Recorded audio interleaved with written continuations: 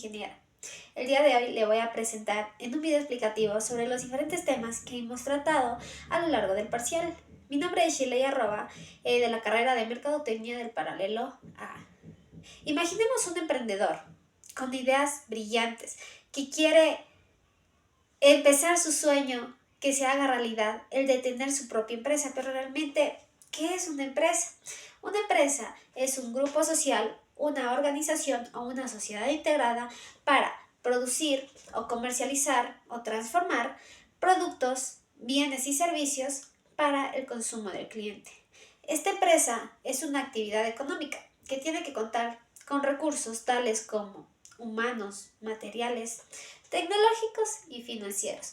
Esta actividad económica tiene que tener el capital de trabajo, la administración de su capital y la información financiera del mismo. Esta actividad económica tiene que cumplir objetivos con el fin máximo de que sea lucrativo. Esto de ser lucrativo quiere decir que proporciona beneficio o ganancia a la empresa. Entender la clasificación de las empresas es fundamental en la contabilidad, por eso se divide por diferentes ramas. Ya puede ser por su origen de capital. En su origen de capital tenemos a las empresas públicas. Las empresas públicas quiere decir que su capital proviene del Estado, tiene objetivos sociales y pueden funcionar a escala tanto nacional, regional o local. Tenemos a las empresas privadas. Las empresas privadas son aquellas que su origen no puede ser de origen gubernamental y es aportado por accionistas, dueños, propietarios mismos de la empresa o inversionistas. Además, tenemos a las empresas mixtas. Estas empresas es una combinación de fondos del sector público y del sector privado. Un ejemplo de empresa mixta puede ser Cemento de Chimborazo, que es una combinación de fondo tanto del sector público como del sector privado vigente en Ecuador.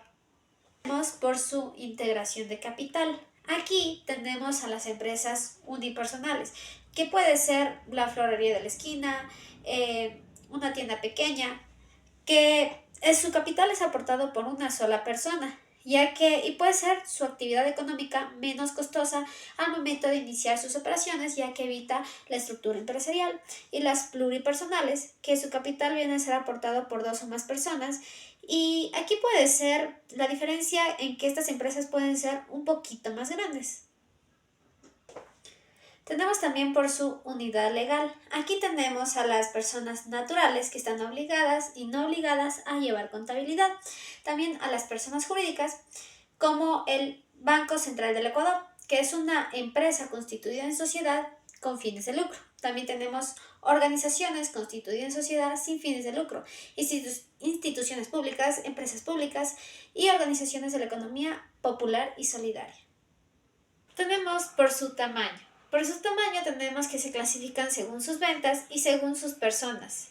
Entonces aquí tenemos a las empresas grandes, que son sus ventas que superan los 5 millones y $1 y sus personas trabajando son más de 200 personas trabajando en ellas. A las medianas A y medianas B.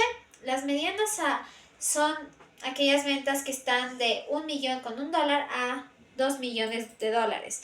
Y sus personas son de 50 a 99 personas. Tenemos a las medianas B, que son sus ventas de 2 millones con $1 a 5 millones de dólares. Y sus personas de 100 a 199 personas. Tenemos a las empresas pequeñas. Estas empresas son de 100,000 con $1 a 1 millón de dólares. Y sus personas trabajando son de 50 a 99 personas. Microempresas, que son sus ventas que son inferiores a $100,000 y sus personas son de 1 a 9 personas.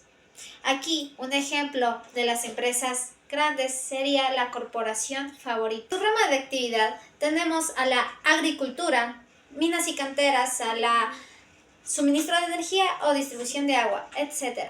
Su sector de actividad, aquí tenemos a la industrial, que quiere decir que transforma insumos mediante procesos en productos finales para el consumo del cliente. Ella es la que produce los bienes, mientras que la comercial, ella solo es intermediaria y se divide en los mayoristas y minoristas. Los mayoristas son aquellos vendedores que se dedican a comprar al por mayor, y los minoristas son conocidos como comerciantes al detal, quiere decir que solo compran en específico Y también tenemos la de servicios. La de servicios tenemos que son una unión intangible, quiere decir que son bienes no materiales. Por su sector económico, aquí tenemos a la agricultura, comercio, servicio, a las industrias manufactureras, a la explotación de minas y canteras.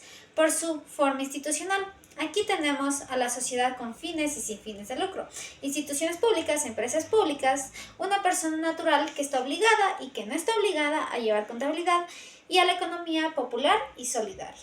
Los entes de comercio. Aquí tenemos dividida por dos partes.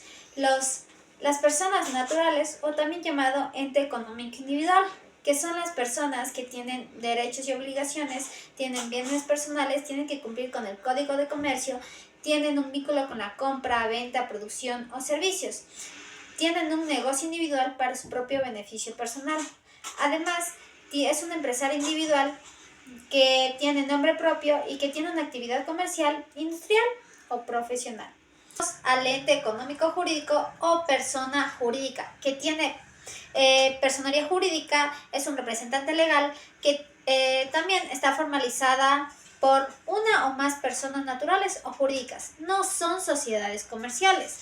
Está formada por la Cámara de Comercio o la escritura pública.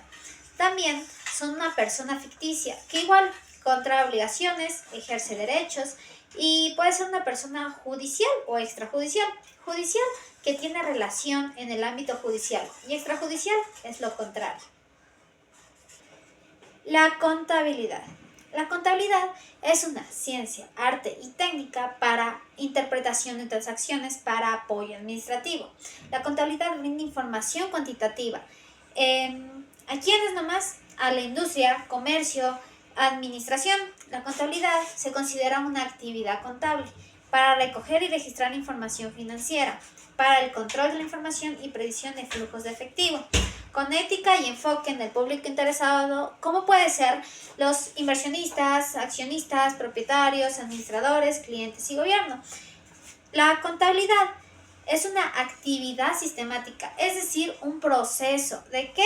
De clasificación, registro y control de los recursos económicos y el desempeño financiero, que puede ser controlado mediante estados financieros para la toma de decisiones. Sirve para conocer la situación económica y financiera de la empresa, mediante el análisis, clasificación, registro, control e interpretación de operaciones y controlar sus recursos y actividades mediante la gestión del control con responsabilidad social. Es muy importante conocer la importancia de la contabilidad. Bueno, si nos vamos a hablar sobre épocas remotas, vemos que ya desde ese entonces empezaron a registrar sus actividades económicas y financieras que iban efectuando. Entonces las operaciones se iban volviendo un poco más complejas, lo que ellos perdían su capacidad para efectuarles de una manera correcta. Es entonces aquí cuando tiene origen esta disciplina, ya que resulta relevante para registrar todas sus operaciones de una manera correcta. La contabilidad es muy importante ya que es una intermediaria en que los administradores, por medio de ella, identifican el buen o mal funcionamiento de la empresa. Incluso la contabilidad tiene objetivos que ayudan a funcionar a la empresa de una manera mucho mejor. Entonces, bueno, nuestro objetivo general es generar información ordenada y sistemática sobre las operaciones económicas y financieras de una empresa. Según BITE 2017, nos dice proporcionar información útil para los actuales y posibles acreedores, así como para los otros usuarios. Igual, Fierro 2011 nos dice que esta información contable debe servir para la predicción de flujos de efectivo, para tomar decisiones en materia de inversiones y crédito, para apoyar a los administradores en la planeación, organización y dirección de los negocios. Son algunos objetivos. Ahora hablemos sobre los destinatarios o usuarios. Aquí conforman los accionistas o los dueños, quienes son los que proporcionan los recursos para que la entidad o la empresa funcione. Son los más interesados en conocer si la empresa genera utilidades. También tenemos a los administradores. Los administradores son los que son los que cumplen con el mandato de los accionistas o dueños y son los encargados de dirigir actividades operativas. Tenemos a los proveedores, que son los que administran, o sea, son los que proporcionan ese bien o ese servicio para la entidad. Tenemos a los empleados. Los empleados son los que laboran en la entidad y son los más interesados en conocer si la empresa genera igual utilidad. También tenemos a los clientes, que son los quienes reciben este producto o este servicio de la entidad, y tenemos a las unidades gubernamentales, quienes se encargan de establecer políticas económicas, monetarias y fiscales. La contabilidad también se clasifica según diferentes ramas, por ejemplo, según la información. Aquí tenemos a la contabilidad financiera, que es aplicada a través del balance general, la contabilidad administrativa, que se encarga de conocer la situación económica de la empresa, la contabilidad fiscal, que se refiere a calcular impuestos y cumplir con las normas fiscales, la contabilidad de costes, que son los informes detallados de los costes unitarios, la contabilidad de gestión, que es una comparativa de ejercicios contables de los años anteriores. Según la actividad. Según la actividad tenemos a la contabilidad industrial, que se encarga de la transformación de la materia prima, a la contabilidad comercial, que se encarga de las ventas, compras, inventario o manejo de efectivo, a la contabilidad de empresas extractivas, que se refiere a la explotación de recursos naturales, y a la contabilidad de servicios, que ella no gestiona, más bien se refiere a la calidad de los servicios. Según el sector u origen, aquí tenemos a la contabilidad pública y privada. La pública se refiere a controlar y administrar los recursos públicos. Y la privada se refiere a ofrecer información vital para accionistas o inversionistas, según el periodo. Aquí tenemos a la contabilidad histórica, que se refiere a la información sobre el pasado financiero. La contabilidad proyectada, que se refiere a previsiones futuras, y con eso puede elaborar presupuestos. Ahora imaginemos por un momento que los contadores son como pilotos que guían una empresa a través de un vuelo turbulento de números y visiones. Pues bien, el código de ética es su brújula. Si no, no habría garantías de que el contador tomaría las decisiones más justas y honestas. Entonces, la palabra ética proviene del griego éticos, que trata sobre la moral y obligaciones del hombre, ¿ya? Y su información financiera está guiada por una conducta ética. También tenemos que, al ser elaborados los estados financieros, debe tomarse en consideración los conceptos de justicia, veracidad y equidad. Y que, según Fierro, la contabilidad es un ejercicio interdisciplinario. Bueno, aquí también tenemos a la proyección profesional, que se controla mediante el contador público, el revisor fiscal, el auditor interno y externo, el gerente financiero y el asesor tributario. La fe pública, que su registro es conforme a normas y principios de la contabilidad. Tenemos a la responsabilidad ante el Estado. Aquí tenemos al contador público, el funcionario del Estado, la responsabilidad social, que liquida impuestos de rentas y complementarias. La ética profesional, que está orientada a valores morales y principios éticos que desarrollan una profesión de entereza, de dedicación y... También tenemos a la responsabilidad social de la contabilidad. Esto se refiere a ofrecer información documentada y verificable al momento de cualquier investigación. También controla los bienes y recursos y permite distribuir mejor el ingreso del Estado. Ahora hablemos sobre los principios de la contabilidad generalmente aceptados, que son como las reglas de un juego en un enorme tablero que se tiene que cumplir, como la equidad. Aquí se debe sustentar tanto en los hechos económicos como en la información financiera para todas las partes de una forma equitativa. El ente se refiere a que cada empresa es independiente de las personas y que el propietario de la empresa se encuentra supeditado de los derechos y obligaciones de las empresas, es decir, sus derechos y obligaciones son muy independientes de los de la empresa. También tenemos a los bienes económicos. Esto se refiere a que los estados financieros deben constar de bienes materiales y bienes inmateriales, que tengan un valor económico. Y también los activos, que son como la mercadería, caja, maquinaria y más. Tenemos a la moneda de cuenta, que se refiere a que es el patrimonio expresado en una moneda de curso legal del país y que se les puede asignar un precio por unidad. También tenemos a la empresa en marcha. Esta es una actividad contable que nos dice que se debe realizar siempre y cuando la empresa se encuentre en marcha y no prevé cerrar en un corto plazo. Ejercicio. Este se refiere a la medición de un plan contable que se debe realizar cada 12 meses o lo mismo que equivale a un año, que permitirá conocer los resultados por los administradores sobre su gestión. Tenemos a la objetividad, que es un proceso contable de operaciones económicas y financieras, y estas deben ser igualmente verificables. Tenemos a la prudencia. Esto se refiere a que no se debe ni sobreestimar ni subestimar los valores de un activo. Esto de sobreestimar me refiero a que no se debe poner el valor de un activo tan alto. Y subestimar, no se debe poner el valor de ese mismo activo tan bajo, se debe poner un valor real. La uniformidad. Esto se refiere a que se deben mantener siempre los mismos criterios en el proceso contable, excepto cuando las circunstancias requieren modificaciones de ellas. De ser así, debe ser registrado en una memoria contable. Esto de memoria contable me refiero a que es un informe en donde se explica de manera detallada cómo le fue a la empresa en un momento determinado. También tenemos a la exposición. Esto se refiere a que los estados financieros deben ser elaborados de una forma clara y concisa y que les permita interpretar y obtener un juicio sobre los resultados de operación y su situación general de una empresa. Realidad, que se refiere a la aplicación de los principios tanto generales como las normas particulares y les permite actuar con un sentido práctico. El contador, igual, debe discernir los aspectos tanto relevantes y no relevantes al ser registrados en la información contable de vengado, que es la importancia de registrar todos los hechos económicos. Tenemos a la realización, que se refiere a que se deben reconocer todos los hechos económicos efectivamente realizados.